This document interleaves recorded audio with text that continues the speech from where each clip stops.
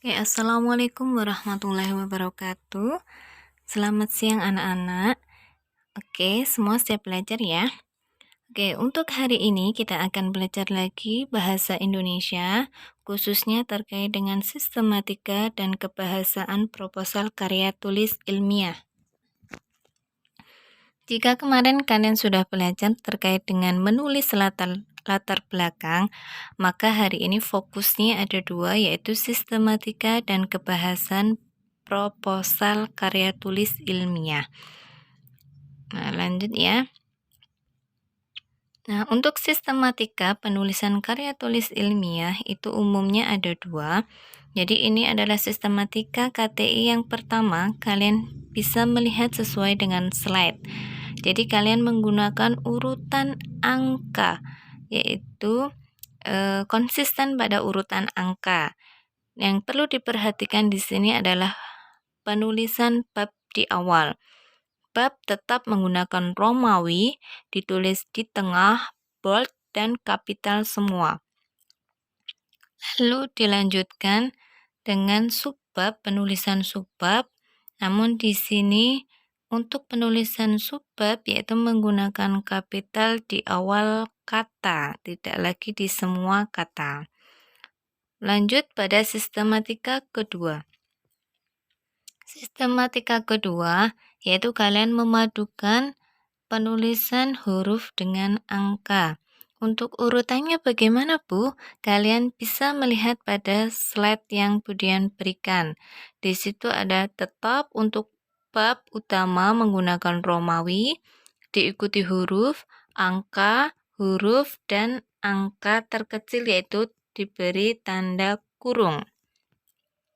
Itu untuk sistematika penulisan karya tulis ilmiah. Lalu, untuk selanjutnya yaitu terkait dengan kebahasan karya tulis ilmiah. Apa yang perlu diperhatikan dalam kebahasaan KTI? Ada 6 komponen. Yang pertama yaitu terkait dengan keefektifan kalimat, kepaduan antar kalimat, kepaduan antar paragraf, kebakuan diksi, dan konsistensi.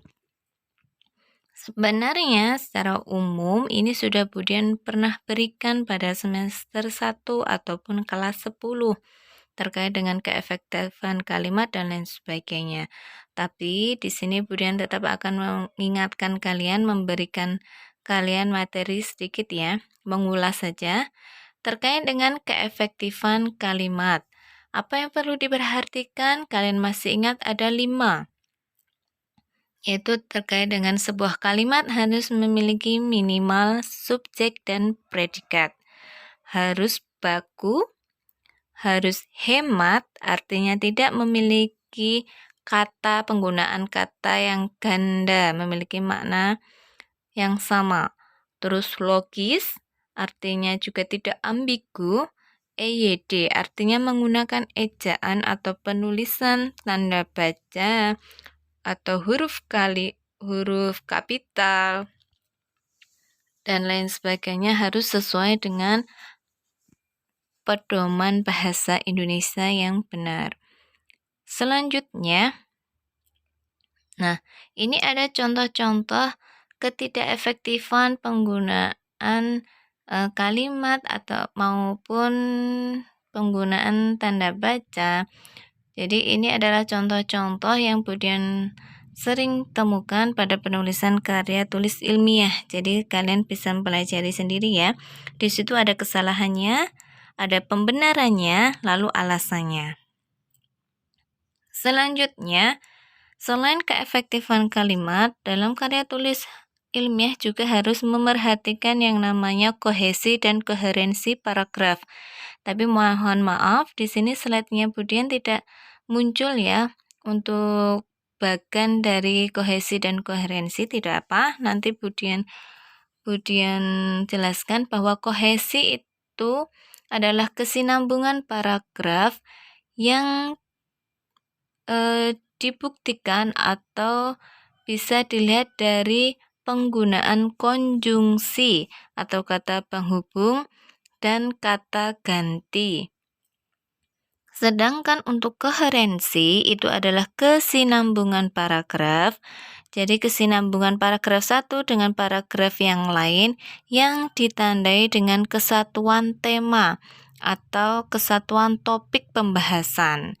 Jadi harus memerhatikan topiknya dan ada penggunaan konjungsi maupun kata ganti, itu bisa dikatakan sebagai paragraf yang padu, paragraf yang bagus. Oke, selanjutnya karena tadi salah satu ciri paragraf yang padu yaitu penggunaan konjungsi yang tepat, maka kemudian ingatkan terkait dengan penggunaan konjungsi. Ingat bahwa konjungsi itu jenisnya ada dua, yaitu konjungsi intrakalimat dan konjungsi antar kalimat. Konjungsi intrakalimat, kalian bisa lihat contohnya, ada dan, serta, tetapi, tidak hanya, yang menerangkan waktu ada sejak, semenjak, dan sebagainya. Namun yang perlu kalian ingat bahwa penulisan konjungsi intrakalimat itu letaknya tentu di dalam satu kalimat. Lalu fungsinya apa? Yaitu untuk memisahkan induk kalimat dengan anak kalimat, atau memisahkan frasa dengan frasa, frasa dengan klausa, atau klausa dengan klausa. Kemudian tidak akan jelaskan karena itu sudah dipelajari di kelas 10, apa itu frasa dan lain sebagainya. Hanya yang perlu kalian perhatikan, yang perlu kalian ingat, bahwa penulisan konjungsi intrakalimat letaknya pasti di dalam satu kalimat. Dan sebelum konjungsi intrakalimat dibubuhi koma. Ya, sebelum. Nah, sebaliknya untuk konjungsi antar kalimat itu fungsinya memisahkan kalimat satu dengan kalimat yang lain. Jadi letak konjungsi antar kalimat tentu di awal kalimat. Nah, setelah konjungsi antar kalimat itu harus diikuti tanda koma. Nah, yang perlu digarisbawahi anak-anak, perlu diingat, jika konjungsi intrakalimat dibubuhi koma adalah sebelumnya, sedangkan konjungsi antar kalimat bubuhan koma itu ditulis setelah konjungsi. Oke, paham ya? Oke, kita lanjut. Ini adalah contoh ketidaksinambungan paragraf seandainya ada sebuah judul penelitian seperti yang ada di slide. Terus ada latar belakang. Kebetulan ini Budian mengutipnya latar belakang ya. Nah, yang dicetak merah itu adalah tanda ketidaksinambungan. Mengapa di situ tidak nyambung atau tidak memenuhi paragraf yang padu? Itu karena tidak adanya kesatuan topik. Jadi tidak nyambung dengan kalimat sebelum dan sesudahnya. Padahal awal kita membahas terkait dengan keterampilan membaca, tapi di situ menjurus pada satu tokoh, maka itu tidak nyambung. Sedangkan paragraf kedua itu tidak padu paragrafnya karena tidak ada kaitannya dengan kegiatan literasi yang ada di Jakarta, karena kita akan melakukan penelitian membaca kepada siswa SMA PAIS. Nah, itu berarti paragraf ini tidak koheren dan tidak kohesi. Oke, paham ya? Nah, lanjut. Nah, kebahasaan yang lainnya yang perlu diperhatikan dalam penulisan karya tulis ilmiah yaitu terkait dengan penulisan kutipan.